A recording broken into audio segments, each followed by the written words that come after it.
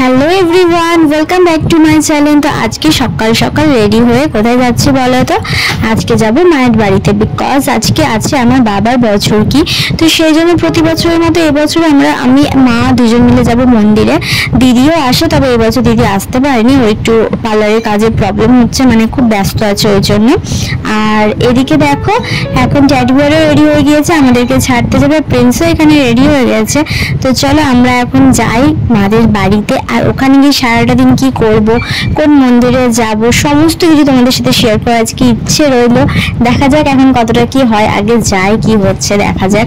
আর মোটামুটি আটটার দিকে আমরা বাড়ি থেকে বেরিয়েছিলাম, আর দেখো এখন আমরা বাড়ি থেকে বেরিয়ে পড়েছি অলরেডি। আর এখানে টেডিবিয়ারকে যখনই আমরা টেডিবিয়ার শুধু দুই দেখাই, আমি জানি না মানে কি দুই দেখানোর মানে কি, তোমরাই একটু কমেন্ট করে বলো যে কেন তোমাদের দাদাভাই ঠিক এই রকমটা করে।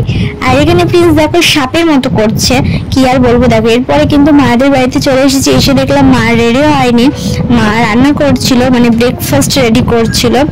আর মাকে আমি বললাম যে চলো আগে মন্দির থেকে ঘুরে আসি, তারপরে এসে সমস্ত কিছু হবে। আর তাই বলেই দেখো আমরা এখন বেরিয়ে পড়েছি। আর প্রিন্স অনেকদিন পর এসেছো দিদা বাড়িতে, তাই দেখো পাড়াতে সবাই যে দেখছে সেই জিজ্ঞেস করে তোমার দাঁত কোথায় গেল। আর আমাদের এখানে দেখো পুজোর প্যান্ডেল কিন্তু হয়ে গেছে, লাইটিং স্টার্ট হয়ে গেছে। আর এটা হচ্ছে আমাদের পাড়ারই একটা দোকান, মিষ্টির দোকান। সেখান থেকে এখন আমরা মন্দিরের জন্য মিষ্টি নেব। আর এই দোকানে আসলেই না আমার এত রকমের মিষ্টি দেখে আমার দেখেই লোভ লাগে গাইজ, কি বলবো। আর এখানে আমি দেখলাম লিট্টি, পরে জানতে পারলাম বৌদ বলে এটা লিট্টি না, এটার নাম গুটকি। যাই হোক, এটা আমি বললাম আসার সময় কিনবো, আসার সময় তোমরা দেখবে আমরা আবারও ঢুকবো দোকানে, চেষ্টা করব।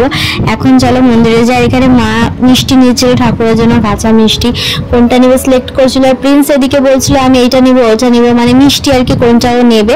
তো আমরা বললাম যে ঠিক আছে আমরা আসার সময় কিনে দেবো, এখন কিনলে তো ওটা মন্দিরে আবার নিয়ে যেতে হবে। তো চলো আমরা এখন টোটো পেয়ে গিয়েছিলাম, মানে দোকান থেকে বেরিয়ে সামনে টোটো পেয়েছিলাম। আমাদের বাড়ি থেকে টোটো পাওয়া কোনো ব্যাপার না, মানে সমস্ত কিছু কাছে। যাই হোক আমরা এখন চললাম। আর এখানেও দেখো চারিদিকে শুধু প্যান্ডেল আর প্যান্ডেল, কি বলবো। আর এদিকে দেখো আমার মাও চুপ করে বসে আছে, এখন চুপচাপ আমরা যাচ্ছি মন্দিরে, যতটা আমাদের সামর্থ্য সেরকম অনুযায়ী আমরা ভুজি এটা ওটা সবকিছু ব্যাগে করে নিয়ে এখন আমরা চললাম। আর দেখো আকাশটা কত সুন্দর লাগছে, তাই না? আর এই রাস্তাটা তো আমার সম্পূর্ণ চেনা রাস্তা, যেহেতু একেবারেই কাছে আমাদের বাড়ির। আর এইরকম মন্দিরে চলে এসেছি। এই মন্দিরটার নাম হচ্ছে বাড়ির মন্দির, পাশাপাশি দুটো মন্দির আছে। আমরা আগে করে এই মন্দিরটাতেই আসি, আর তোমাদেরকে ঠাকুরটাও দর্শন করিয়ে দিলাম।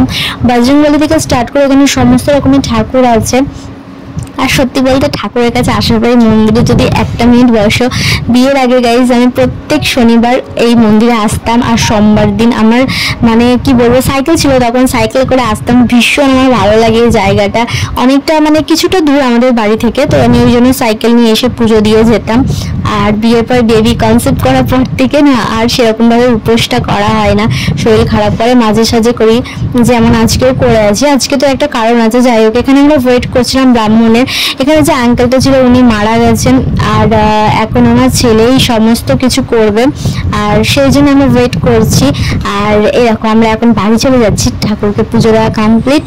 আর এখানে দেখো এটা আমাদের পাড়া অযোধ্যানগরের, এখানে এই প্যান্ডেলটা হয়েছে। তোমরা যারা যারা আসো অবশ্যই কমেন্ট করে জানাবে, আর যারা আসো না অবশ্যই এসে একবার দেখবে। আর দেখো এরপর থেকে আমার স্টার্ট হয় ল্যাদ খাওয়া গাইজ। আমি এখন চলে এসেছি বাড়িতে, মানে মাদের বাড়িতে। আর আসার পর চেঞ্জ করে নিয়েছি। আর আমার এত ঘুম পাচ্ছে, আমি জানি না কেন আমার কাজ করতে ইচ্ছে করে না এখানে আসলে পরে। আমি মানে ল্যাদ খাচ্ছিলাম, ল্যাদ খেতে খেতে মা বললো যে আগে খাওয়া দাওয়াটা কর। আর আজকে কিন্তু মা ব্রেকফাস্টে অনেক কিছু রান্না করেছিল, অনেক কিছু, তো তোমরা দেখতেই পাচ্ছ। আমার প্রিয় খাবার লুচি, ছোলার ডাল, আর সঙ্গে আরো কি কি করেছিল আমি ভুলে গিয়েছি। যাই হোক সুজি করেছিল। আর সঙ্গে না আমি যখন আসছিলাম তখন ওই যে বললাম আবারও দোকানে ঢুকবো, আমি দোকানে ঢুকে কিন্তু অনেক রকমের মিষ্টি এনেছিলাম। সেই মিষ্টিগুলো চলো তোমাদের সাথে শেয়ার করে নিয়েছিলাম। ওই যে গুটকি বলেছিলাম ওইটা নিয়েছিলাম।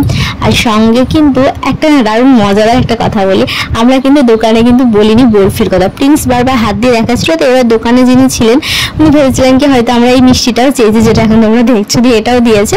অবশ্যই টাকা নিয়েছে। যখন টাকা চাইলো তখন আমি বুঝলাম যে এত তো হওয়ার কথা না, আমরা যেহেতু দু রকমের নেওয়ার কথা, মানে এই গুটকিটা নিতে আমার একটা ল্যাংচা আর চারটে ল্যাংচা মিষ্টি নিতে নিতাম।